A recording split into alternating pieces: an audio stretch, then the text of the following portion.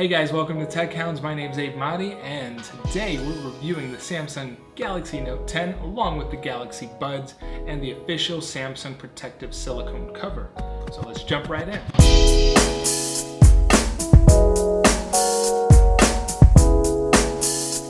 Okay, so Samsung Galaxy Note 10, nice aluminum finish throughout. It definitely feels premium, definitely feels solid. I prefer it over the 10 Plus only because of its form factor. Aluminum on the edges here. On the side, you've got your volume keys and your power button. This is also the Bixby button, but I've customized it to not launch Bixby because I do find that the Google Assistant does everything that I need. On the right side, there is nothing. It's just a clean panel, no buttons, no ports.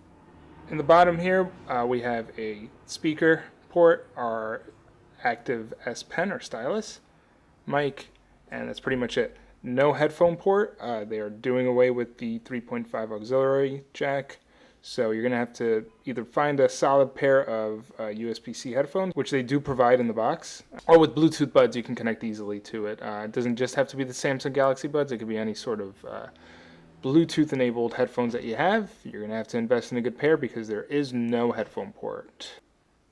At the top, we have our SIM display, some other ambient mics, and that's pretty much it. I do like this rounded off design. It feels really good in the hand. There aren't any sharp edges that sort of press against your hand when you're holding it. It doesn't ever feel uncomfortable. In fact, it feels very comfortable, very sleek, almost to the point where it's very slippery. I've got the Aura White, which has this nice reflective finish here. It doesn't have that rainbow effect that some of the other colors have, like the Aura Blue. It's a little less loud and in your face, which I like. I like this subtle color here. The display is fantastic. It is a 6.3 inch display, but they managed to squeeze it into a smaller profile this time. The screen does sit very, very close to the edge. It's almost bezel-less. And I'm coming from a Google 2 XL, which had pretty large bezels at the top and the bottom, and it's almost non-existent here. So much so that the camera almost disappears on the screen. You can find some pretty cool wallpapers online that sort of find creative ways to disguise that punch if it bothers you, and also if you just want to stylize it. So I put this one here. It's camouflage with the moon there, and I think they did a really nice job concealing it. When you have a video going on, it tends to crop it out on the sides. You can sort of pinch to zoom, and you'll see that it does take up the remainder of that screen, but that little hole punch is actually visible. So what the video does is it just runs right over it, so you do lose about maybe an inch of screen space, or maybe like a half of inch of screen space because of that. But again, if it bothers you, you can always pinch it and it'll bring it back down to this crop size, and the hole punch is out of the way and you get your full video. For size comparison, here's the Google Pixel 2 XL. This one does have, actually, believe it or not, a smaller screen, but it is a larger phone. So you can see that Samsung actually did some really good work designing their frame here in the display to sort of cram in as much display as possible. But again, Pixel XL 2, about half of an inch taller and about another half of an inch wider. So the stylus is very convenient to have. One click pops it out, and then you just pull to remove it. I have it set up so that I can start writing notes as soon as I put it up here. Save. Another thing you can do is it's got this little drawer here that tells you all of the options that you can do. So you've got create notes, you can view your notes, you can do a smart select. So if you want to crop something on your screen, you can write on your screen live messages. I'll go into live messages to show you how that works. Background, you can start drawing, and note 10. And you can sort of create a GIF and share it. So that's pretty much it. Once you pull it out of the phone, it starts working right away, so it's very snappy that way. To put it back in, doesn't matter which way you put it in, you just sort of click it twice. So the S Pen does come with a bunch of features like these air commands where you can sort of swirl to zoom in. You can sort of swipe by holding down this little silver button here. Honestly, I don't really feel that I'll be using it. I feel like they're a little gimmicky, but there is a really cool feature where you can take shots. You can use your S Pen as a shutter when you have the camera on. That I feel is really useful if you're taking, photos of a group and you want to jump in and be able to take a photo of yourself in that group. I think that'll come in really helpful. And also if you're taking selfies from a distance and you want to be able to use this as your shutter button, it really does a great job of working as a remote shutter. I haven't experienced any issues with connectivity. Up front, you got a 12 megapixel selfie camera, which takes stellar photos.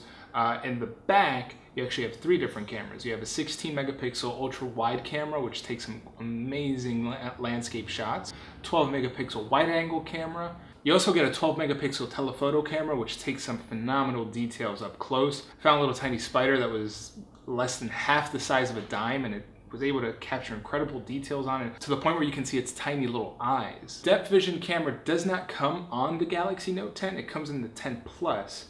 It's sort of a feature that lets you have more flexibility when you're taking portraits. You can manipulate the depth of field. I didn't feel like I was lacking it with the Note 10. I feel like I had complete control over the images I was taking with all the filters and the live view and the live focus. I felt like there's plenty to work with the standard Note 10, and I wasn't missing the depth vision camera. So overall, I'm definitely satisfied. For anyone willing to use their phone as their top camera, you won't be disappointed with all of the features, the quality, the crispness of the camera. The actual software is very intuitive to use, very useful. It comes feature-packed with so much. I mean, you've got live focus, you've got telephoto, you've got the stylus to help you out if you need to take a selfie, which I think is a great feature. It's one of the least gimmicky features of the S Pen.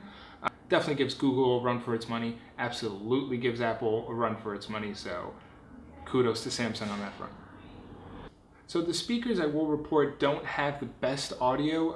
I was a little spoiled by my Google 2XL because it did have 2 front firing speakers, which sounded great, and they sort of gave you that full stereo feel. These actually are downward firing speakers. Even with the Dolby Atmos, it doesn't sound as spectacular as it's amped up to be.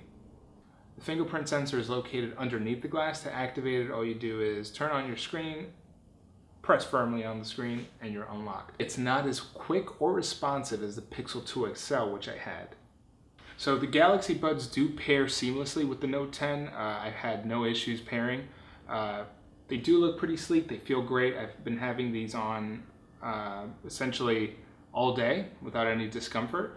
One of the best features that I found with the Galaxy Buds is by using the Note 10's wireless power share option, you can charge the cradle with your phone. So all you have to do is apply it to the back here, and using the wireless feature, you'll see that it turns on and starts charging. It does use your phone's battery to charge the cradle, but it is a nice option in case you're not carrying your charger with you or you don't want to have a power source to charge your buds. It's a very nice feature.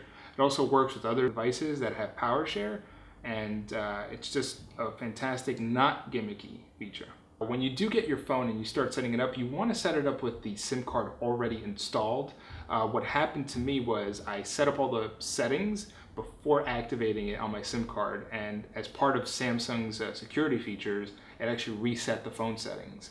It didn't reset my Google account settings, but it did reset the actual phone settings because I removed the SIM card tray and added a SIM card after the initial setup. So keep that in mind. Samsung does add a lot of its bloatware to it, and the bloatware does tend to get in the way. So what I recommend doing is, if you don't want to deal with all the bloatware, is just disable it. Go into the app settings, disable every app that you don't like. One of my biggest issues is that it came with Facebook pre-installed and you couldn't uninstall it. And I feel that anyone paying over $900 for a device should have the ability to delete anything they want from it and not be forced to stick with the software that comes pre-installed. But that's a personal gripe. It's very easy to disable, and it actually hides the app. So once you disable it, you'll never see that icon again unless you go into the app settings and you re-enable it. Now, although it's a great device, it's beautiful to look at, amazing to hold, you might want to get yourself a case. This one came from Samsung. It's made by Samsung. It's the official silicone protective case. It's a great feeling case. It does protect the bag fairly securely.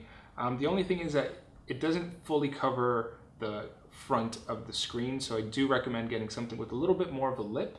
But for everyday use, it is fantastic. It does protect the glass rear, and it just gives you a nice feel in your hand so that it doesn't slip. The back is a fingerprint magnet, so this does help with fingerprints. You might want to get yourself a tempered glass screen protector for the front as well in case of any accidental drops. It'll give you that extra layer of protection. Although it isn't anything revolutionary, it is a fantastic phone with an amazing display and a great camera. It's a worthy upgrade to anyone looking for a new phone, and it'll be sure to run with the best of 2019's flagships. We're Tech Hounds. Thank you for joining us.